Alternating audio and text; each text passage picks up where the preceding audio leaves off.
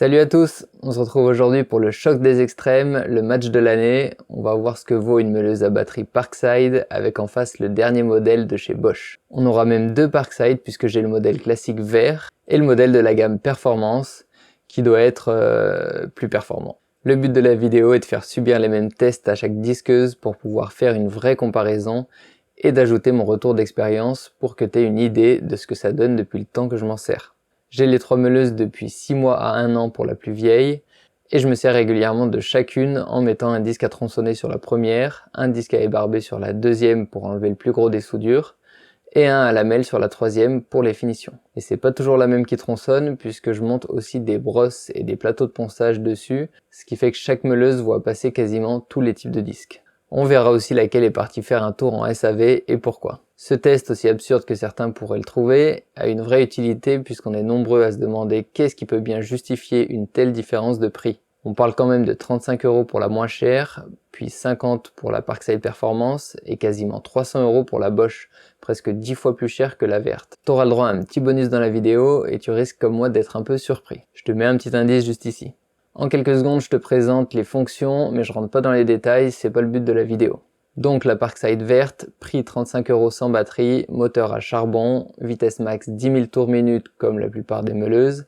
Très utile, elle est équipée d'un variateur de vitesse gradué de 1 à 6. La meuleuse Parkside Performance, prix 50 € sans batterie, moteur brushless donc sans charbon, ce qui est déjà un avantage car plus robuste. Vitesse max 10 000 tours minute également, mais pas de variateur de vitesse sur ce modèle. Et enfin la meuleuse Bosch Professionnal, modèle 18V15SC, prix 280 € sans batterie, j'ai pu l'avoir pour 190 € pendant une vente spéciale. Moteur brushless, écran de contrôle avec variateur de vitesse avec 3 positions. Nombre de tours réglable en Bluetooth avec l'application smartphone, vitesse max 11 000 tours minute. Je parlerai un peu du côté pratique pendant l'utilisation suivant l'ergonomie de chacune et leur poids, mais on va surtout les comparer sur la capacité à couper de l'acier épais rapidement, puis sur le temps qu'on peut les utiliser avant de vider une batterie 4 A en tronçonnant, puisque quand on sert d'une meuleuse, l'activité qui consomme le plus de batterie, c'est bien le tronçonnage, car le disque force plus que pour du meulage ou du brossage. En première impression au déballage, la Bosch et la Parkside Performance donnent vraiment une impression de qualité, au niveau des finitions comme des matériaux. La verte fait un peu moins cet effet, mais pour 35 € elle paraît quand même solide et complète. Au niveau de leur taille et poids, j'ai mesuré avec la batterie 4 A et la poignée. On a 2350 g pour la verte, 2450 g pour la noire et 2800 g pour la Bosch, ce qui fait quand même 350 g d'écart. En taille par contre, c'est la Bosch la plus petite, avec 390 mm du plus haut du carter au plus bas de la batterie, suivi de la verte avec 400 mm et de la noire qui est la plus grande avec 420 mm. Pour les essais, en premier je vais couper un rond en acier plein de 20 mm de diamètre en essayant de couper le plus vite possible sans trop ralentir le disque, donc avec la force maximale que la meuleuse acceptera avant de ralentir. Car tu dois savoir qu'on ne force pas autant sur une meuleuse batterie que sur une filaire, on laisse un peu plus travailler la machine. Les trois meuleuses sont équipées d'un disque à tronçonner neuf et de même marque, et d'une batterie 4 A chargée au max depuis ce matin. Les batteries ont aussi à peu près toutes le même âge et le même nombre d'heures d'utilisation à quelque chose près bien sûr. J'exercerai la même force pendant tout le test pour que tout soit équitable. Seule la Bosch part avec un léger avantage sur le papier car elle est équipée d'une 4 A Procore qui sont des batteries plus compactes et normalement plus endurantes que les 4 A normales. C'est parti, on passe aux essais. Donc en premier on va voir quelle est celle qui met le moins de temps à couper le rond acier de 20 mm.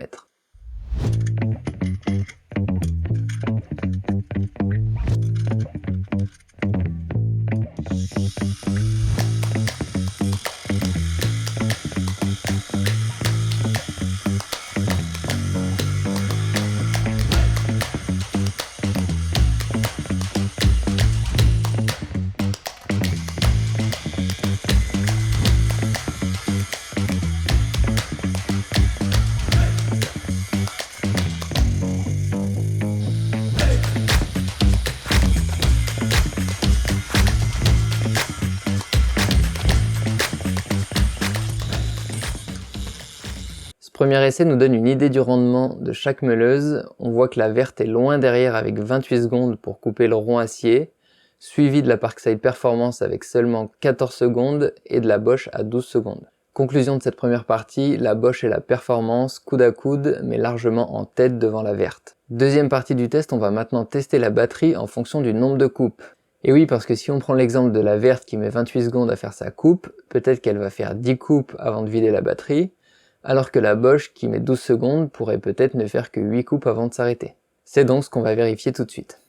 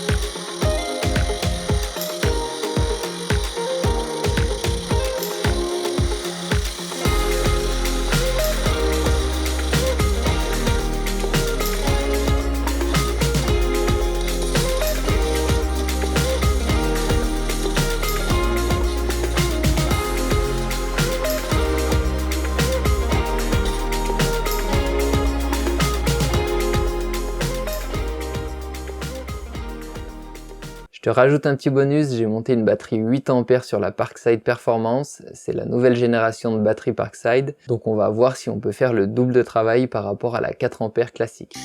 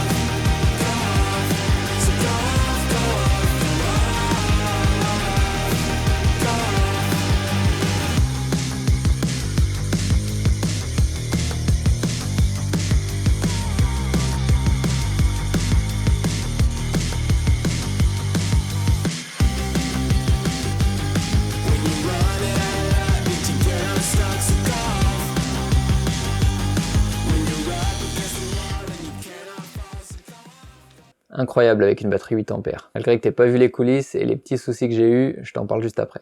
Donc bilan de cette deuxième partie qui est plutôt choquant pour moi parce que je me rends compte que ma Parkside Performance fait tout aussi bien, voire mieux que la Bosch. Puisqu'elle a assuré 12 coupes en 3 minutes 51, alors que la Bosch s'est vidée en 3 minutes 09 et a fait 9 coupes. Allez, presque 10. Je dirais même en 3 minutes puisque quand elle arrive sur la fin, elle ralentit énormément et comme t'as pu le voir, ça coupait plus rien. La Verte est encore une fois en dessous avec 6 coupes en 3 minutes 45. On a pu voir que le combo Parkside Performance avec batterie 8A est terrible puisqu'il m'a permis de faire 27 coupes et demie et a tenu 11 minutes. Mais comme je te disais, j'ai eu quelques soucis quand même en vidant la 8A complètement. Elle s'est arrêtée 2 ou 3 fois pour surchauffe et j'ai dû la laisser refroidir quelques minutes. J'ai coupé au montage pour avoir juste le temps de coupe pour comparer, mais il faut savoir que si tu l'utilises intensément, elle peut chauffer un peu. Mais bon, sur des tests comme ça, c'est normal, et quand tu bricoles, c'est plus rare d'utiliser la meuleuse non-stop sans pause.